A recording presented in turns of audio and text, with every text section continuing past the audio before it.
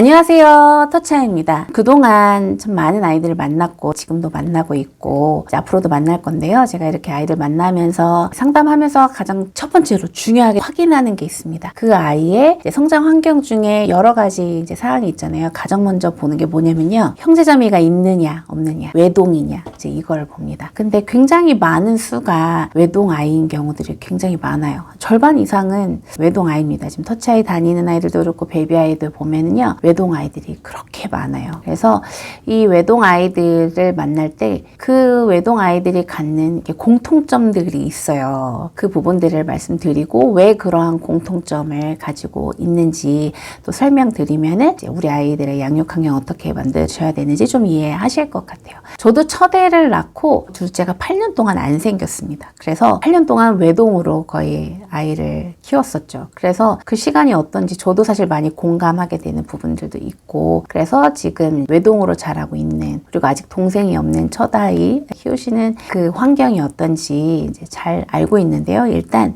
엄마랑 같이 있긴 하지만 엄마는 어른이고 정적이기 때문에 몸을 그렇게 많이 쓰지 않습니다. 또 아이 낳고 나서 엄마도 몸조리 하느라 쉬어야 되고, 몸조리 되고 나서도 아이 에너지를 다 감당할 만큼 엄마가 다 움직여주지 못하죠. 그러니까 아이는 어때요? 엄마랑 주로 있는데 엄마가 몸을 많이 안 움직이잖아요. 그럼 아이는 본 것이 영향을 많이 미칩니다. 누구를 어떻게 보느냐에 따라서 모방하고 싶고 그 사람이 하는 거 하고 싶은데, 엄마랑 단둘이 그렇게 독방 육아된 아이들이 많고, 코비드 키즈라고 그러죠. 코로나 시기에 자란 아이들은 집에서 엄마 또는 저녁에 아빠 오면 아빠, 근데 주로 엄마죠. 엄마를 보면은 엄마는 주로 앉아있고 많이 안 움직이다 보니까 엄마처럼 정적으로 되는 거죠. 아이들이 성장할 때 같이 많이 움직여줄 수 있는 또래들이라든지 언니, 오빠 또는 동생들이 있으면 그 사람들의 움직임, 각각의 움직임을 보면서 그 움직임 중에 저거 재밌겠다, 나도 해야지, 같이 움직이게 되고,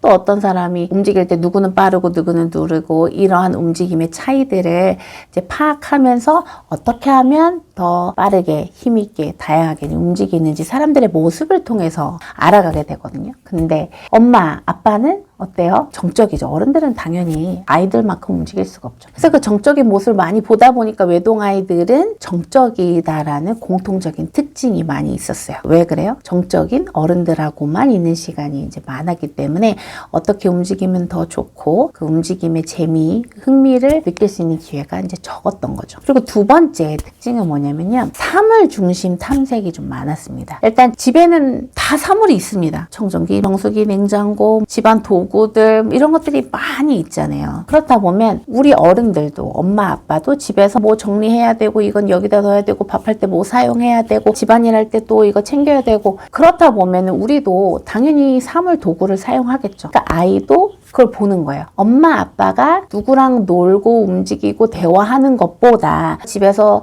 이런 일하고 저런 집안일하고 치우고 이런 거 위주로 많이 보다 보니까 아이도 자연스럽게 관심이 사람보다는 사물 쪽으로 가는 거죠. 집에서 엄마하고만 있으니까 사람들을 경험할 기회가 적어서도 사물 중심으로 탐색할 수도 있는데, 우리 엄마 아빠 어른들이 집에서 일상에서 지내는 것들이 사람들하고 상호작용보다는 집안일 위주로 관찰이 되기 때문에도 그럴 수가 있는 거죠. 그러면 또 아이가 이제 놀이할 때 책 보라 그러고 이제 장난감 주고 계속 사물을 제시를 하잖아요, 우리가. 그렇다 보니까 사람 중심 탐색보다 사물 중심 탐색으로 할 시간들이 많아지다 보니까, 그래서 더더욱 외동인 아이들이 사물 중심 탐색 특징이 있는 경우들 많이 있습니다. 그리고 이제 외동 아이인 아이들의 공통적인 특징 중에 하나가 자기중심적인데, 이 자기중심적인 건 사실 모든 아이들이 다 당연히 자기중심적이죠. 그러면서 조금씩 사람들하고 관계 형성하면서 다른 사람의 생각과 의견이 나랑 다를 수 있고, 그런 이타심이 생기면서 조금씩 자기중심적인 것들이 양보도 하고 나누기도 하고 타협도 하고 이렇게 되는 거거든요. 근데 이제 외동인 아이들은 자기중심적인데, 이 자체가 문제되는 건 아닌데, 꽤 오랫동안 굉장히 진짜 너무 많이 자기중심적인 그 흐름이 오랫동안 이제 지속이 된다는 거죠. 그러면 자기중심적에서 조금씩 이타심이 생겨야 되는데, 그래야 사람에 대한 이해, 사람들이 하는 행동이나 상황에 대한 이해가 계속 이제 쌓일 텐데, 그냥 내가 좋아하는 거, 내가 하고 싶은 거, 이 위주로만 하게 되다 보면은 주변 사람들의 생각, 마음, 행동, 이런 것들을 이해할 기회들이 역시나 좀 부족해요. 익숙해지는 거죠. 그리고 또 외동 아이들은 앞서 얘기한 거랑 좀 연관성이 있는데 공통적인 특징이 혼자 놀이에 익숙한 거예요. 놀이란 같이 놀아야 되는데 아이로서는 혼자 집에 있고 그리고 혼자서 자기가 사물 중심 또는 장난감으로 놀았던 경험이 많으니까 그게 이제 익숙한 거예요. 그래서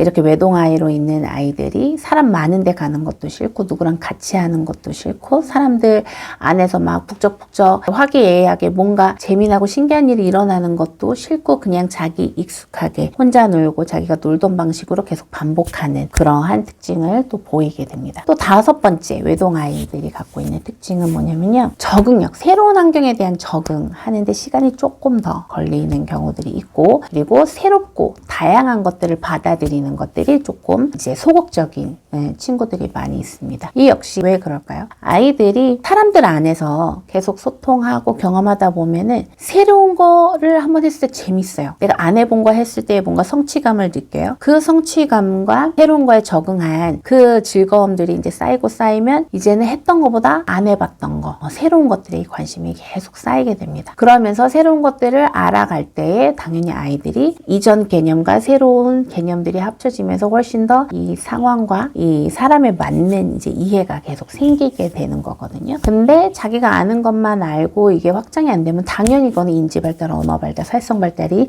이제 지연이 될 수밖에 없는 거죠. 그리고 적응력이 조금 이제 부족하고 새로운 것 수용이 원활하지 않는 이유 중에 또 한 가지는 역시나 이제 사회성이 있습니다. 아이가 성장하면서 이제 사람들 한 사람 한 사람한테 관심이 생길 때마다 그 사람은 어떤 행동을 하고 어떤 놀이를 하고 뭘 좋아하는지 알게 되면서 그 사람하고 친밀한 관계가 형성되잖아요. 그러면 그 사람이 하는 거 나도 하고 싶고 근데 그게 내가 안 해본 것일 가능성이 당연히 큰 거죠. 그럼 그 새로운 거에 되는 거죠. 그럼 내가 좋아하고 내가 관심 있는 그 사람이 하는 것들을 해보고 싶고 같이 하고 싶고 하다 보면 자연스럽게 새로운 거를 하게 되고 다양한 것들을 경험하게 되고요. 또 새로운 곳에 갔어요. 하지만 거기 이제 사람들이 있잖아요. 그래서 사람에 대한 친밀감, 신뢰감이 있으면 그곳에 가서 사람들이 여기 있네. 그러면 여기는 사람들이 있는 곳이니까 재밌겠구나. 사람들이 있으니까 안전한 곳이구나 라는 그런 인식을 가지고 조금 더 적응을 잘하게 되고 또 사람들이 있으면 사람들한테 관심이 있으니까 탐색을 하는 거죠. 사람들이 여기서 밥 먹네. 사람들이 여기서 막 노네. 사람들이 여기서 대화하네.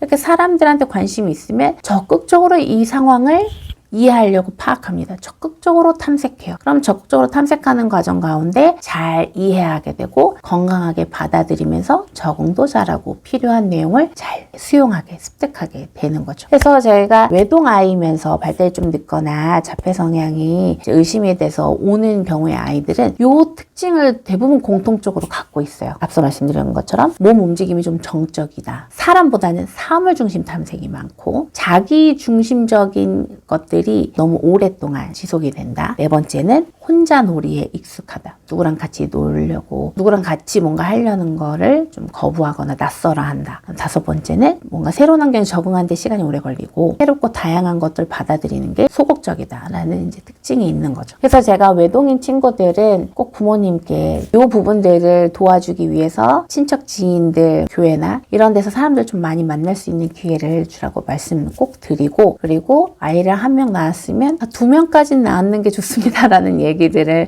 꼭 말씀을 드려요. 저도 첫 아이 낳고 8년 동안 임신이 왜 안 됐는지 모르겠지만 그렇지만 그 시간을 통해서 외동아이를 키우는 환경이 이렇구나라는 걸 너무 저는 잘 느꼈죠. 그래서 저도 첫 아이 키우면서 이번 주말에는 누구랑 놀지 하면서 맨날 남동생네 애들 맨날 부르고 또 누구 만나러 가고 저도 막 사람들 연락하면서 만나자고 하는 거를 잘 하지 못하지만 첫 아이를 거의 외동처럼 키우는 그 시간에는 그거를 사실 좀 꽤 하게 됐어요. 사람들도 만날 뿐만 아니라 키즈 카페도 가고 뭐 동물원 같은 데도 가고 여행도 좀 더 자주 가려고 했었죠. 근데 이제 아이가 셋째까지 낳았죠. 하다 보니까 그냥 자연스럽게 그냥 가정 안에서 그런 경험들이 이루어지더라고요. 그래서 형제 자매가 있으면 당연히 더 좋고 그럼 형제 자매가 있었을 때 벌어지는 여러 가지 상황들, 걱정들 아마 되실 거예요. 그 내용은 또 다음 영상에 담도록 할 거예요. 아시는 분은 아시겠지만 저희 언니가 이제 뇌성마비 장애가 있어서 저도 어렸을 때부터 장애가 있는 언니랑 자라면서 그 환경이 어떻고 그 경험이 어떤지 제가 너무 많이 경험했기 때문에 또 제가 제 경험을 많이 공유해 드릴 수 있거든요. 그래서 우리 아이들의 발달 지연이 있고 성향이 있는 우리 아이들의 형제자매들 아이가 겪을 수 있는 그런 부분들도 콘텐츠에 잘 담아서 또 공유해 드리도록 하겠습니다. 그래서 우리 아이들 이게 외동 아이인 이 그 상황을 둘째를 어떻게 임신하기 어려운 상황이시면 이 주변 환경을 너무 혼자 놀지 않고 너무 엄마 아빠만 같이 있는 상황을 이제 바꿔서 조금 더 사람들 많이 만나고 어울릴 수 있는 기회를 많이 갖게 해주시면요, 우리 아이들 또 건강하게 소통할 수 있는 방법도 알게 되고 그러면서 사회성도 좋아지는 거 꼭 보게 되실 수 있을 거예요. 이번 영상도 도움이 되셨길 바라고요. 좋아요, 구독 부탁드리고요. 전 다음 영상 들고 찾아뵙도록 하겠습니다. 감사합니다.